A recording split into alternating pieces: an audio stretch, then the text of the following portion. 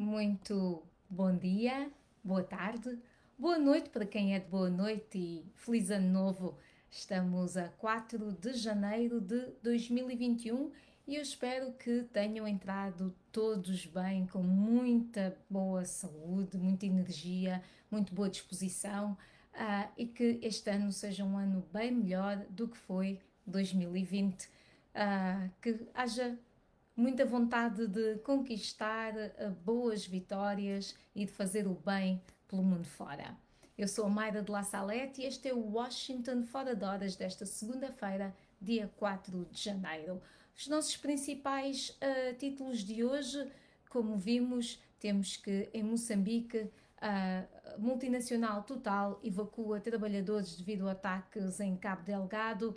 Aqui nos Estados Unidos foi revelado o conteúdo de uma chamada telefónica do presidente Donald Trump com o secretário de Estado da Geórgia sobre uma tentativa de alteração de votos, recontagem de votos. E o Reino Unido decidiu não extraditar Julian Assange para os Estados Unidos. Mas vamos aos nossos ao desenvolvimento dos nossos títulos neste dia 4 de janeiro, que é o Dia Mundial da Linguagem Braille. Braille é uma representação táctil de símbolos alfabéticos e numéricos, usando 6 pontos para representar cada letra e número, e até mesmo símbolos musicais, matemáticos e científicos. O Braille, que foi criado em França no século XIX por Louis Braille, é usado por pessoas com deficiência visual para que possam ler. Vamos então aos nossos desenvolvimentos. A multinacional francesa Total pediu a alguns funcionários que deixem o acampamento do projeto de gás natural liquefeito em Afungi, na província moçambicana de Cabo Delgado, depois de ataques de insurgentes a pouco mais de 5 km do local na sexta-feira, dia 1 de janeiro. A notícia foi avançada pela Bloomberg, que, no entanto, não teve qualquer resposta da Total quando questionada sobre o assunto. As Forças de Defesa de Segurança, FDS, de Moçambique, repeliram um ataque de insurgentes islâmicos na vila de Kitunda, dentro da área do maior projeto de gás natural liquefeito em África, no valor de 20 mil milhões de dólares, de acordo com 3 fontes credíveis citadas pela Bloomberg.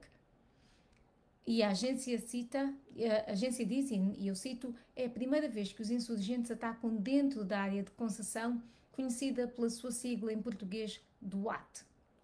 A agência Bloomberg também alerta para o facto desse ataque aumentar significativamente a ameaça contra o projeto bilionário.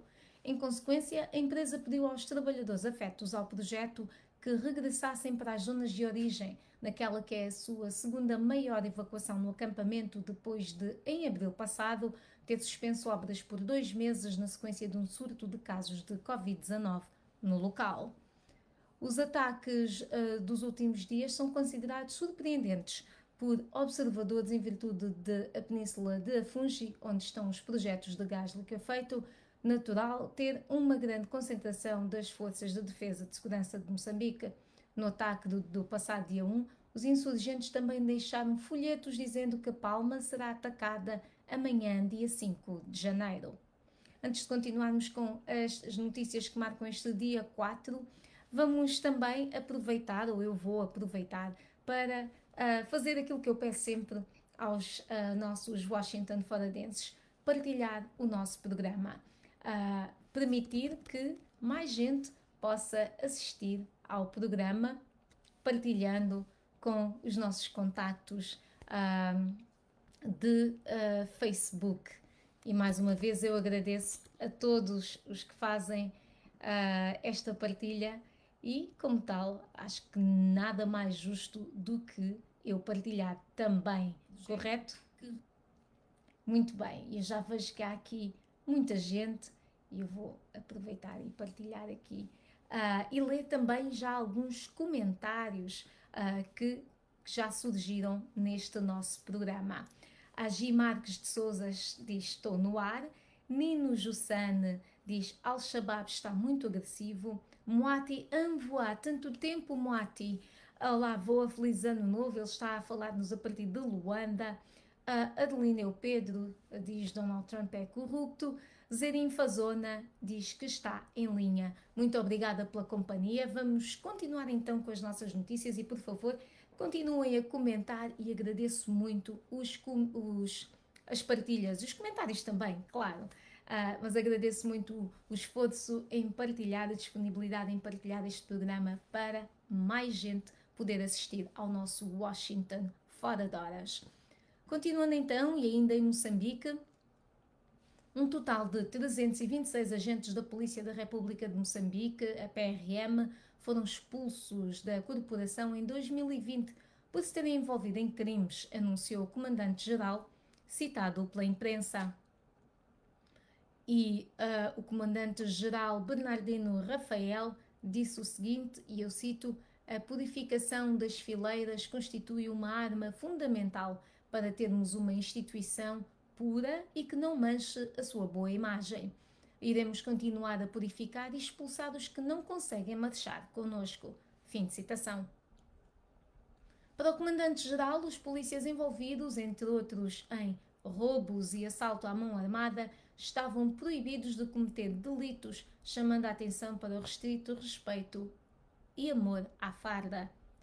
Esta é uma citação também do comandante Bernardino Rafael. Portanto, 2021 começa com a detenção, ou melhor, a expulsão da corporação de 326 agentes da Polícia da República de Moçambique. Vamos até Angola, onde o ano agrícola está em perigo no sul. A gritante irregularidade de chuvas na região sul faz soar os alarmes quanto às perspectivas agrícolas da época 2020-21, numa altura em que as consequências da seca dos últimos anos são ainda uma realidade. Durante outubro, novembro e dezembro, meses determinantes para a designada primeira época agrícola, pouco choveu e neste momento no município dos Gambos, uma das zonas mais fustigadas pela seca, já chegam relatos de situações difíceis de acesso à água. O secretário executivo da Associação Construindo Comunidades, a ACC, Domingos Fingo, com grande intervenção na região, disse ter alertado uma vez mais as autoridades locais sobre a gravidade da situação, mas sem sucesso. Chicomba, Caconda e Caluquembe, municípios tidos como celeiros da Huila, já se ressentem da irregularidade das chuvas e o responsável da maior cooperativa agrícola de Chicomba, João Caxiçapa, receia por tempos de fome. A Voz da América tentou sem êxito ouvir as autoridades governamentais sobre o assunto. Por causa da seca, a região sul de Angola, com realce para as províncias da Huila, Cunene e Namibe, já chegou a beneficiar de ondas solidárias contra a fome em 2018. Portanto, vamos esperar que 2021 tenha um bocado mais de chuva para que esta região não seja mais fustigada.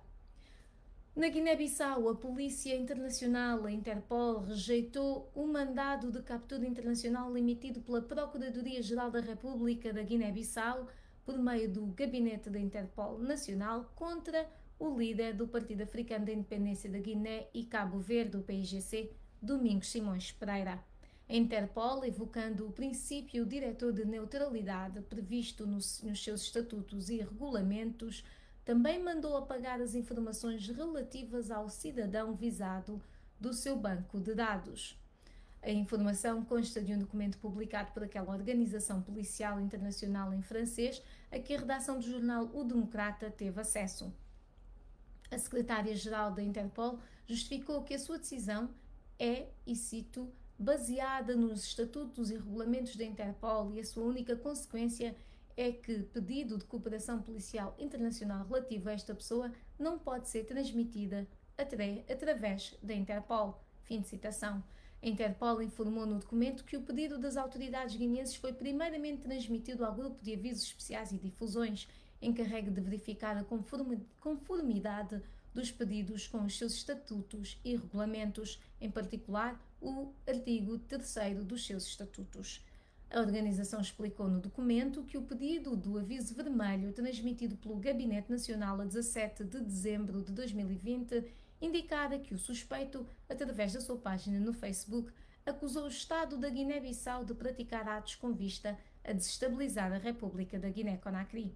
No entanto, lembrou que uma das resoluções da Assembleia Geral da Interpol estipula que delitos tais como delitos de opinião, delitos de imprensa, insultos às autoridades, enquadram-se por essência na lista das ações interditas no artigo 3º do Estatuto da Interpol.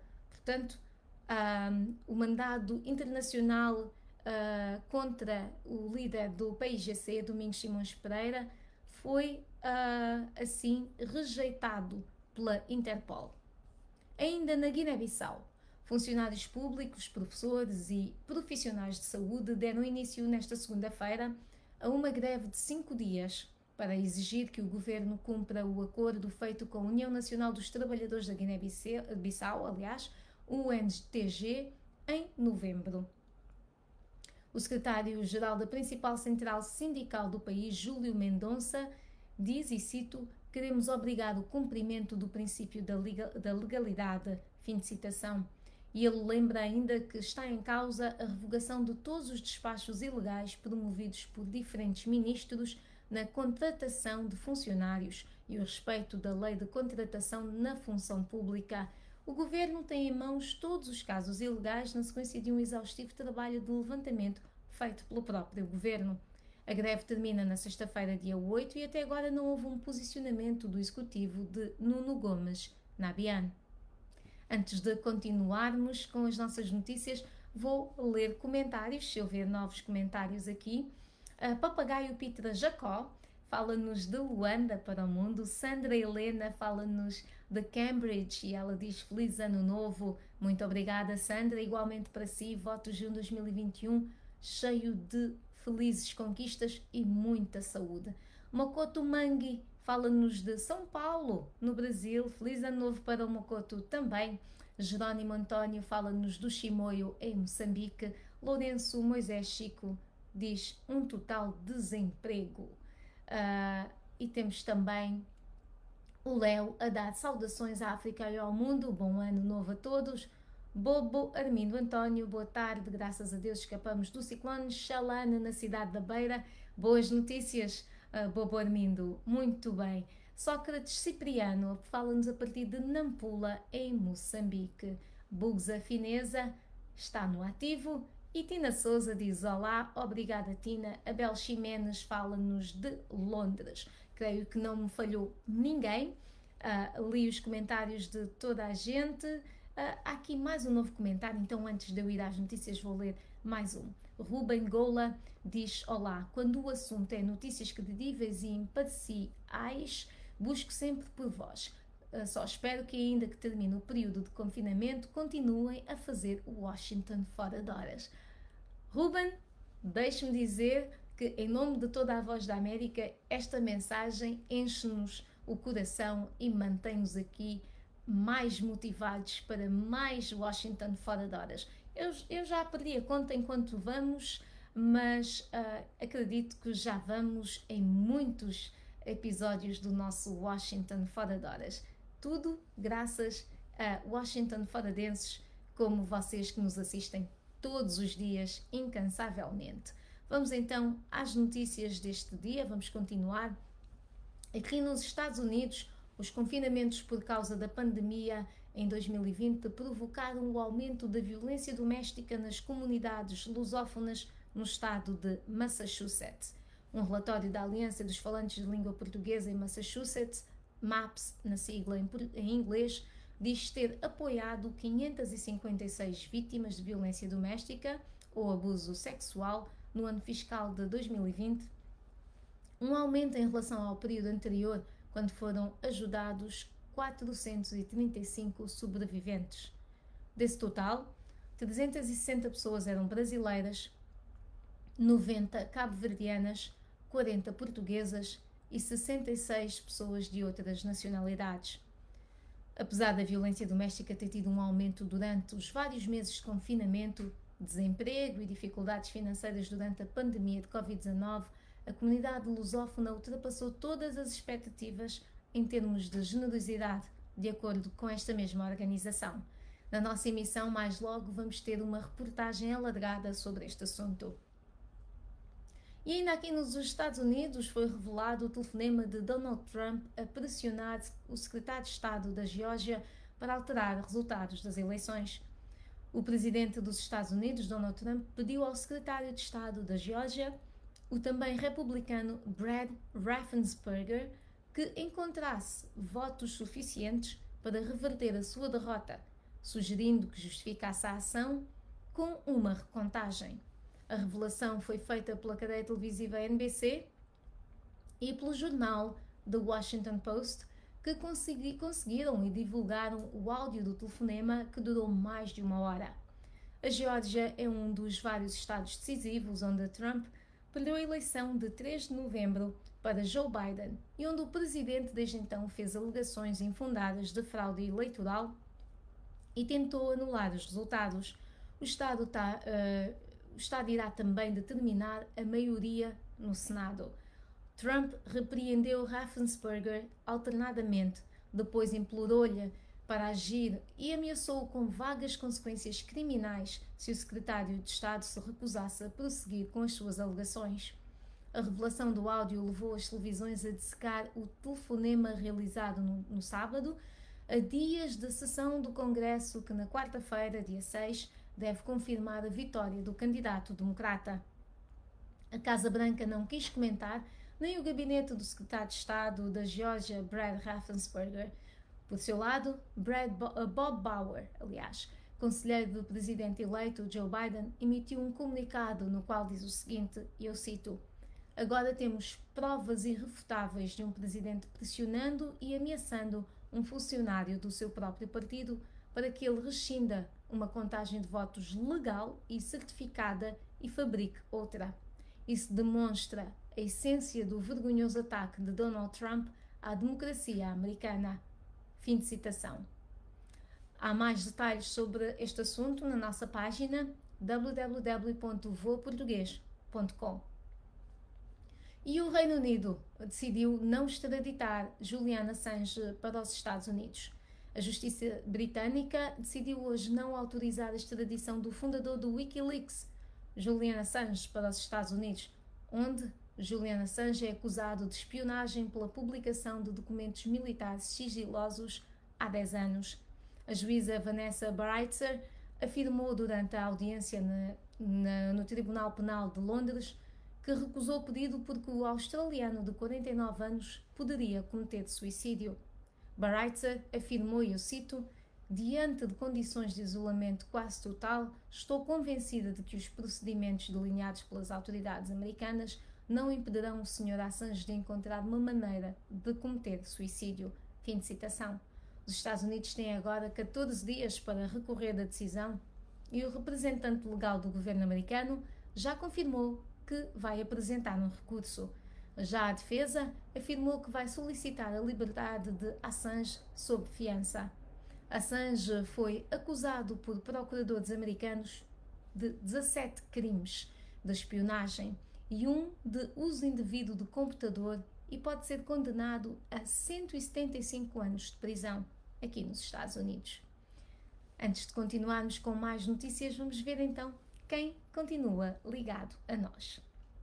Vejo aqui a Nhamica Alves, a partir de São Paulo, no Brasil. Nhamica Alves é uma assídua Washington Foradenses. Muito obrigada e muito obrigada pelos votos de Ano Novo que eu retribuo à Nhamica e a todos os Washington Foradenses. Adão Prazeres pergunta: para quando a tua próxima visita a Mamamushima, Luanda, Angola? Portanto, a minha próxima visita, confesso que este confinamento está a travar-nos muito estes movimentos, estas viagens, mas sim, é preciso voltar à terra, não é?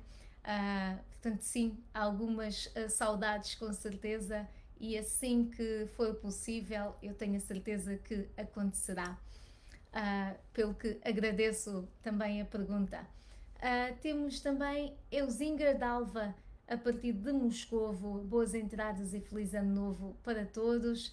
Muito obrigada e os mesmos votos. Carla Godinho Gomes: começamos o ano muito mal É verdade, há algumas notícias menos boas, há algumas notícias infelizes até, uh, mas é preciso manter aqui a positividade, porque ainda só estamos a 4 de janeiro, ainda temos muitos dias pela frente. Alexandre Indim, a partir da Guiné-Bissau, ele diz boa notícia. Tina Souza, Happy New Year, diz Tina Souza a partir do Reino Unido. Muito obrigada, Tina.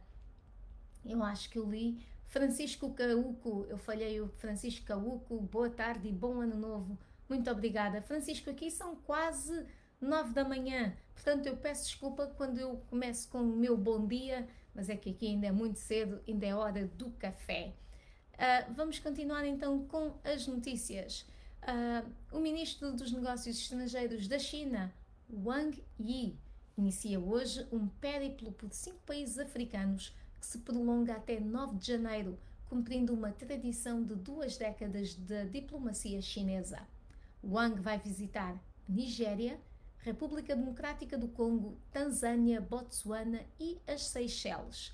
Há mais de 2 décadas que o ministro dos Negócios Estrangeiros chinês começa sempre o ano com uma viagem ao continente africano. Este ano a visita surge numa altura em que a pandemia da Covid-19 destruiu as economias africanas, agravando a crise da dívida de vários países, do qual Pequim é um importante credor. A África subsaariana enfrenta a sua primeira recessão em 25 anos, levando muitos países a pedir um perdão da dívida aos membros do G20, grupo que reúne as nações mais ricas do mundo. Os credores chineses suspenderam o reembolso de 2,1 mil milhões de dólares em juros que deveriam ter sido pagos em 2020.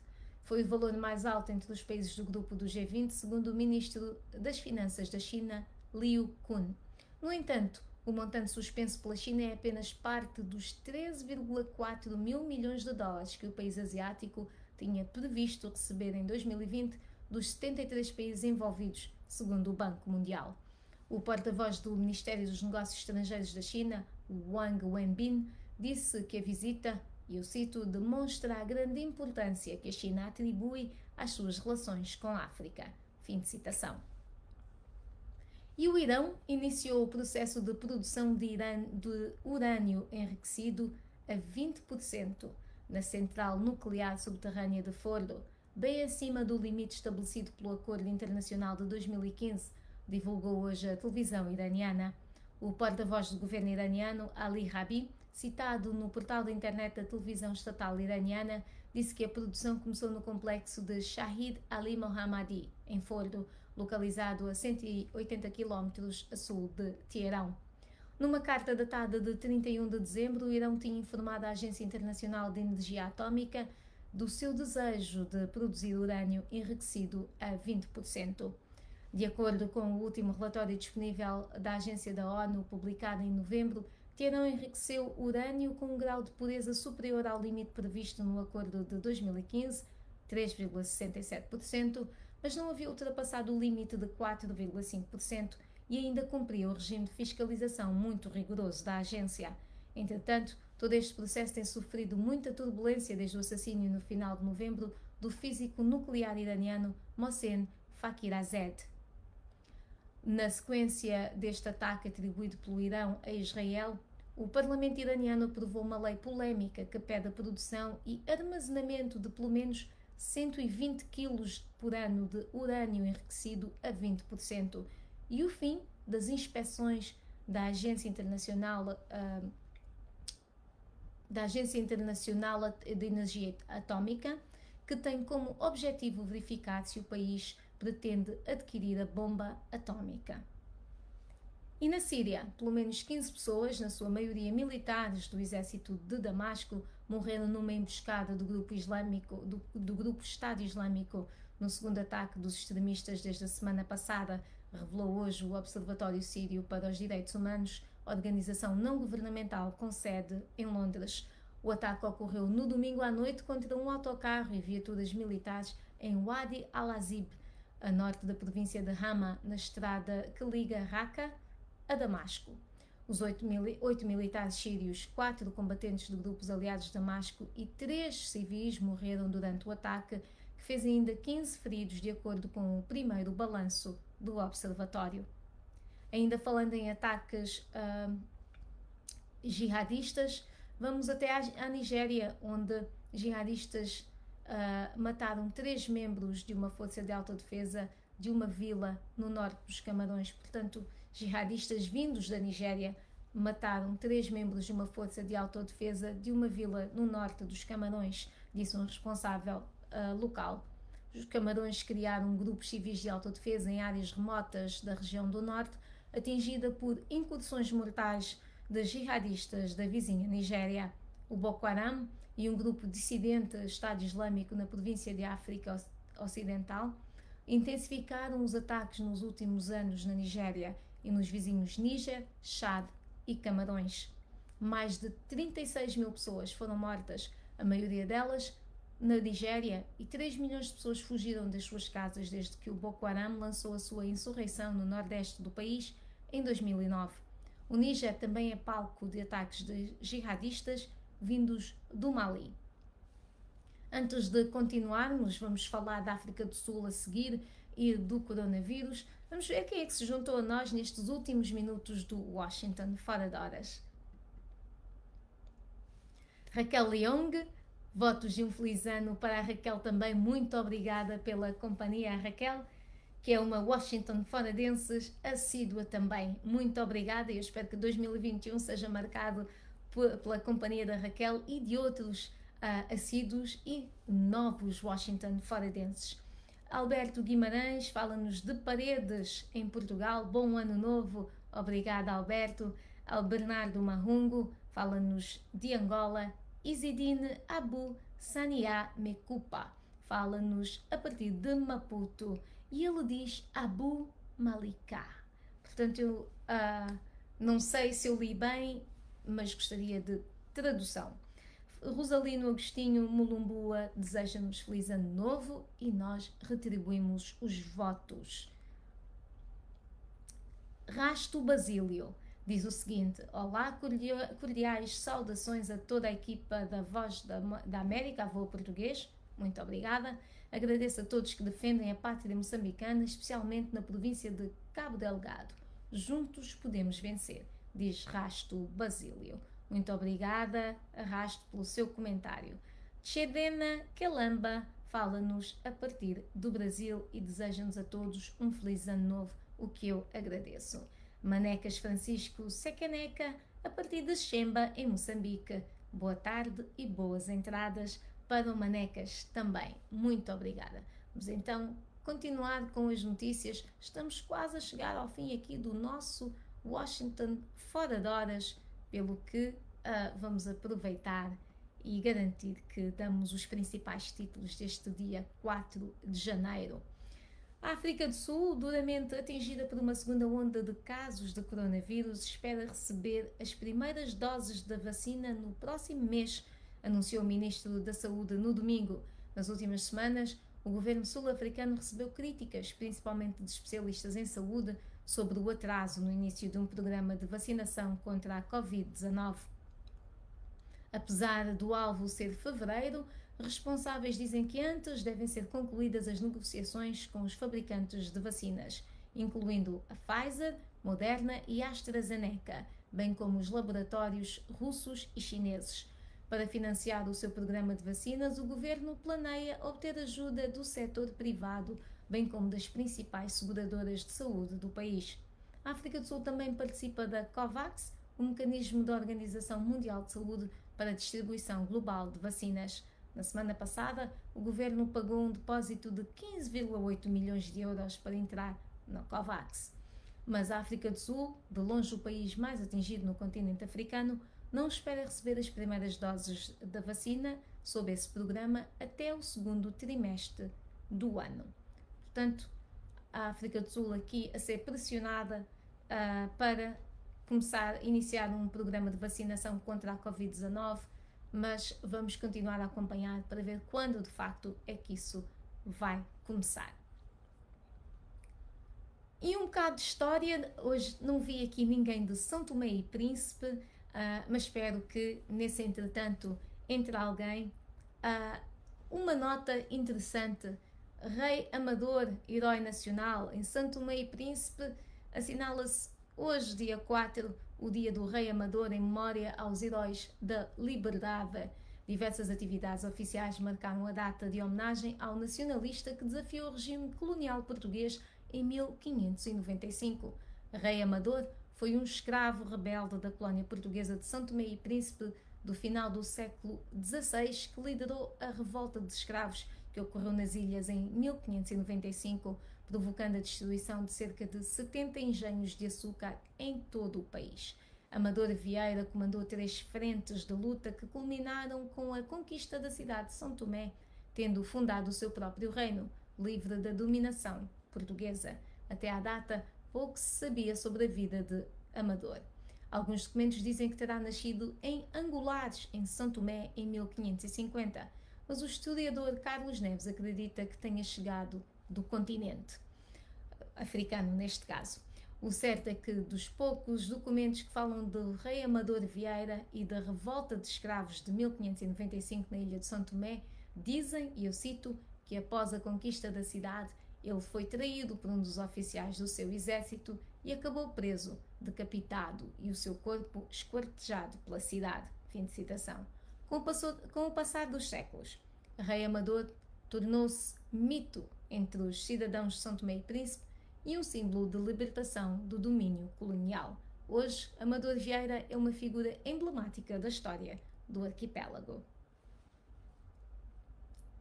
Antes de irmos ao trending, e estamos mesmo quase a terminar, uma notícia triste que eu gostaria aqui de partilhar, especialmente com aqueles seguidores da VOA que ouviam a VOA há muitos anos, ou desde há muitos anos, e que chegaram a ouvir o serviço da VOA para o Brasil. Renato Bittencourt, jornalista que trabalhou no antigo serviço da Voz da América para o Brasil, com uma carreira em jornalismo, literatura e cinema no Brasil, em França e aqui nos Estados Unidos, deixou-nos a 1 de janeiro. E nós deixamos aqui os nossos sentimentos, as nossas sentidas condolências à família de Renato Bittencourt, que teve uma vida cheia, que deu a sua vida ao jornalismo e à literatura, e também as nossas sentidas condolências a Dani Stesky, a sua esposa e nossa colega também. Portanto, aqui as nossas sentidas condolências à família de Renato Bittencourt, que morreu a 1 de janeiro deste ano. Antes de continuarmos, e temos aqui alguns tópicos trending, vou ver outra vez quem é que está ligado a nós e que nos tenha deixado comentários. Eu creio que mais ninguém se juntou à nossa conversa, ao nosso programa, desde há pouco tempo, e eu espero não ter falhado aqui os comentários de ninguém, não me ter esquecido de ler ninguém anteriormente, pelo que vou então continuar com o nosso com a última parte do nosso programa, que está mesmo no fim. Portanto, aqui os nossos tópicos trending. No Twitter, claro que a conversa telefónica entre o presidente americano Donald Trump e o secretário de Estado da Geórgia é o tópico mais quente desta segunda-feira, mas além da política, há o desporto, há vida além da política, com certeza, e o desporto muitas vezes é quem tem os créditos, os melhores créditos nestes tópicos trending. Steph Curry está trending depois de ter marcado 62 pontos em 36 minutos.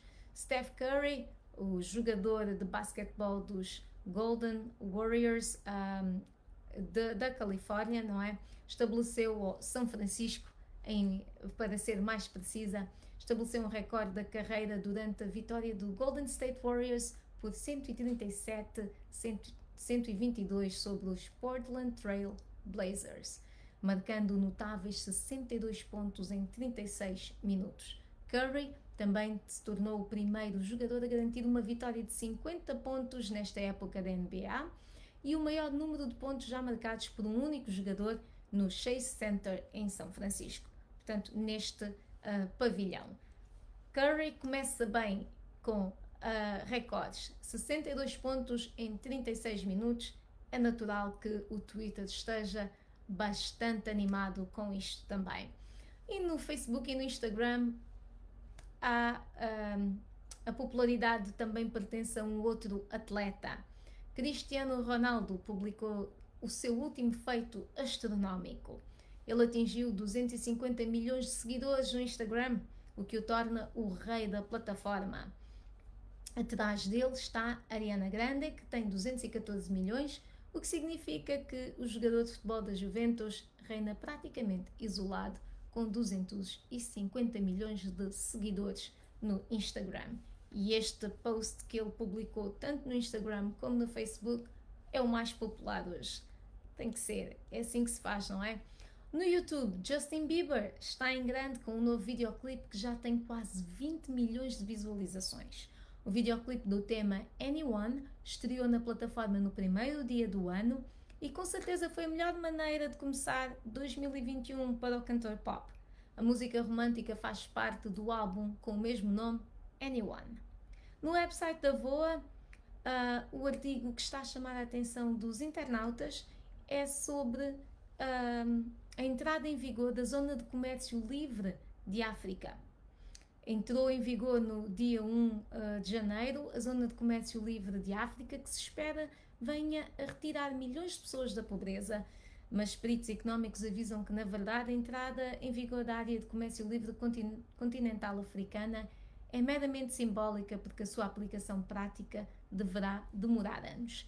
E este é o artigo que mais atenção está a chamar aos nossos internautas. Eu vou partilhar aqui o artigo em caso de alguém ainda não o ter lido. Pois bem, e assim nós terminamos o nosso Washington Fora de Horas, e eu digo nós porque este é um programa que tem muitas colaborações e eu agradeço a toda a equipa que esteve aqui para este programa e agradeço também a si, desse lado, que esteve a assistir. Continuação de uma ótima semana e mais uma vez os meus votos de um 2021 com muito boa saúde e muitas felizes conquistas.